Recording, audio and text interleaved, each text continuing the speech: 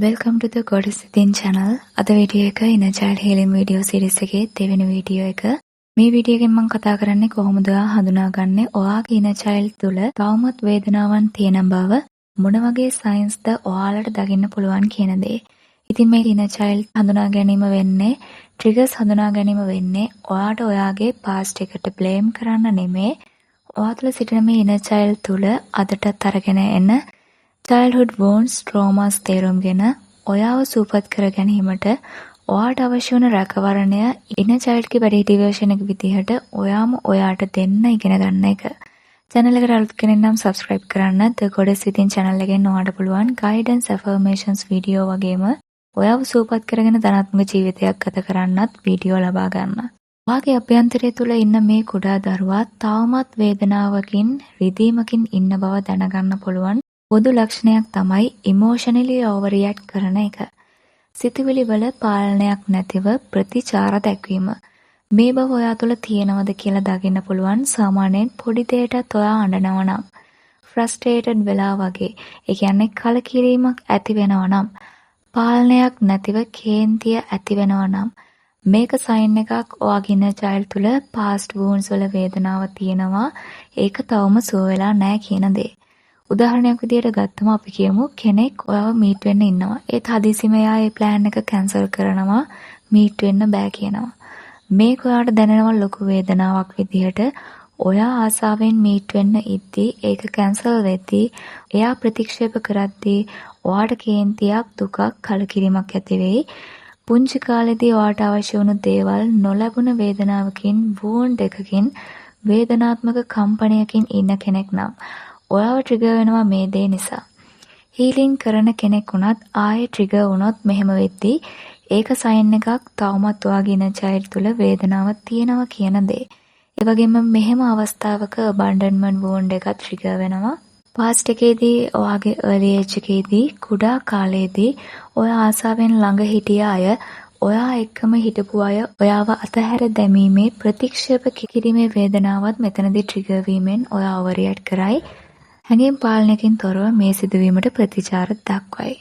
ඊළඟ දේ ඔයාට කෙනෙක්ව විශ්වාස කරන්න හරි අමාරු වෙනවා නම්, සැකය හැම කෙනා ගැනම දැනනවා නම්, ඔයාගේ inner child මේ doubt කිරීමෙන් උත්සාහ කරන්නේ පොඩි කාලේ ඇති වුණ trust issue එකෙන් දැනුණ වේදනාව හීලලා නැති නිසා ඔයාගේ adult version එක නැවත හිත රිදීමකට පත් වෙන්න නොදී ආරක්ෂා කරන්න try කරන එක.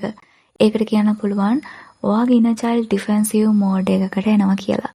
ඔයා නිතරම අනික් අයව අතේ දුරින් තියන්න ඉන්නවා නම්, ඕනවට වඩා සම්බන්ධතාවලදී හිතනවා නම්, ප්‍රතික්ෂේප කරයි කියලා බයක් එනවා නම්, මේ inner child ඔයාව ආරක්ෂා කරන්න උත්සාහ කරනවා.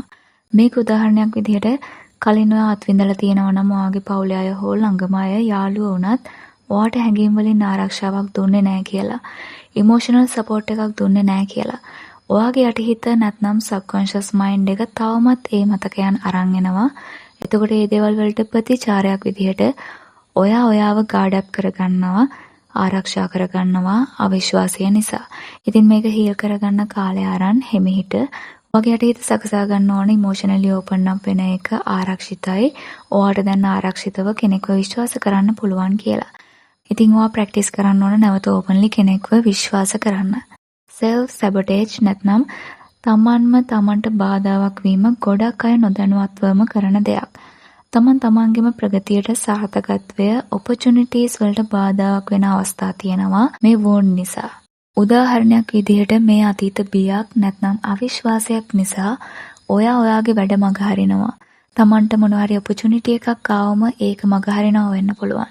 self sabotage කියන දේ ඇති වෙන්නේ ඔයා තුල ඉන්න inner child risk එකක් ගන්න තියෙන බය නිසා. නැත්නම් අවදානම් වලට මුහුණ දෙන්න තියෙන බය නිසා. මෙහෙම වෙද්දී ඔයා තීරණය කරනවා ස්ටෙප් එකක් ආපස්සට ගන්න, ඔයාගේ feelings ආරක්ෂා කරගන්න ඕන නිසා, රිදීමක් වෙයි කියලා ඇති වෙන බය නිසා. සමහර වෙලාවට මේ බය නිසා ඔයාම ඔයාගේ වාසනාවට, දියුණුවට බාධාවක් වෙන්න පුළුවන්.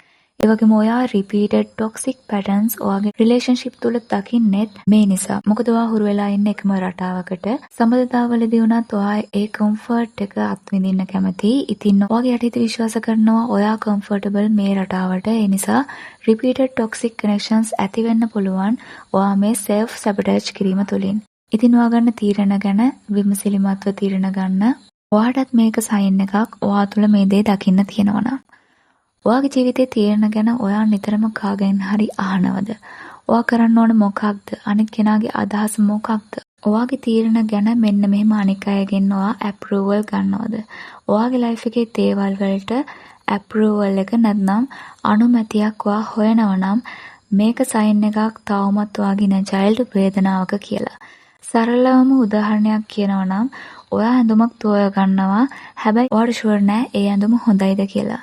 ඔයාගේ හිත ඒකට ගිහින් ඔයා ආසයි ඇඳුමට ඒත් ඔයා ඔයාගේ හොඳම යාළුවට ඇඳුම පෙන්නලා අහනවා මේක මට හොඳයිද මම මේක ගන්නද කියලා. නැත්නම් මේක ඔයා සහෝදරයට සහෝදරියගෙන් අහනවා වෙන්නත් පුළුවන්. ඔයාට මෙහෙම වැලිඩේෂන් එකක් ඔයාගේ තීරණ වලට අගයක් වෙන කෙනෙක්ගෙන් ඔයා හොයන්නෙම පොඩි කාලේ ඔයාට අනිත් අයගෙන් දැනුණ අවධානය සීමා වෙලා තිබුණ නිසා වගේම මේ නිසා ඔයාට දැන් අවශ්‍ය වෙනවා අනිත් අයගේ අගය කිරීම ඇප්‍රූවල් එක ඔයාගේ අදහසට වටිනාකම. මෙන්න මේ දේ එක්ක සමහර වෙලාවට ඔයා අකමැති දේවල් වුණත් ඔයා කරන්න පෙළඹෙනවා. ඔයාට නෝ කියන්න අවශ්‍ය වුණත් ඔයා people pleasing කරන නිසා අනිත් අයගේ තීරණ ඔයාගේ තීරණ වලට වඩා ඔයා පිළිගන්න නිසා ඔයාගේ අවශ්‍යතාව වලට වඩා ඉහළින් අනිත් අයගේ අදහස් පිළිගන්න තමයි ඔයා හුරු වෙලා තියෙන්නේ. ඉතින් මේ ලක්ෂණ ඔයා තුළ තියෙනවා නම් ඔයාගේ inner child heal කරගන්න ඔයාගේ අදහස් වල වටිනාකම වගේම ආත්ම විශ්වාසයකින් ඔයාගේ තීරණ ගැනීම වැදගත් කියන දේ ඔයාගේ යටිහිතට දැනෙන්න ඉඩ දෙන්න. අනිත් අයගෙන් හොයන වැලිඩේෂන් එක ඔයාම ඔයාට දෙන්න හුරු වෙන්න.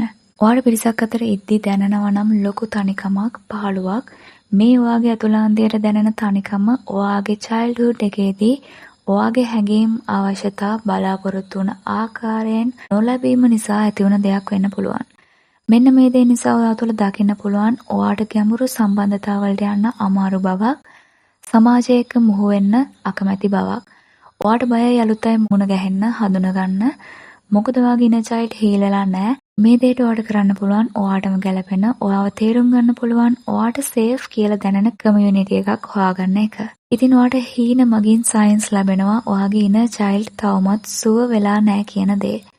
මේක ඔයා දකින්න පුළුවන් ඔයා නොදන්න පුංචි ළමයෙක්ව සංකේතාත්මක වෙලා ඔයාගේ කුඩා කාලයට.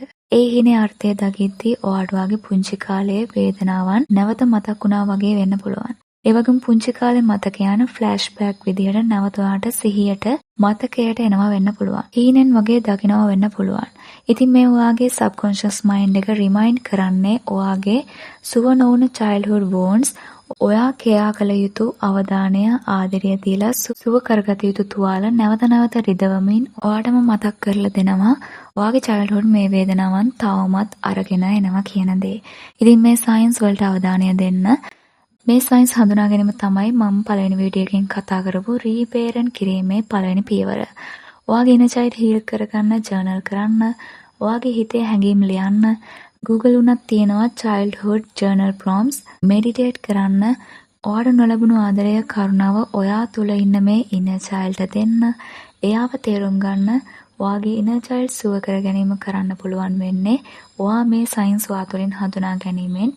මේ ඔයාගේ හැඟීම් හඳුනා ගන්න ජර්නල් කරන්න.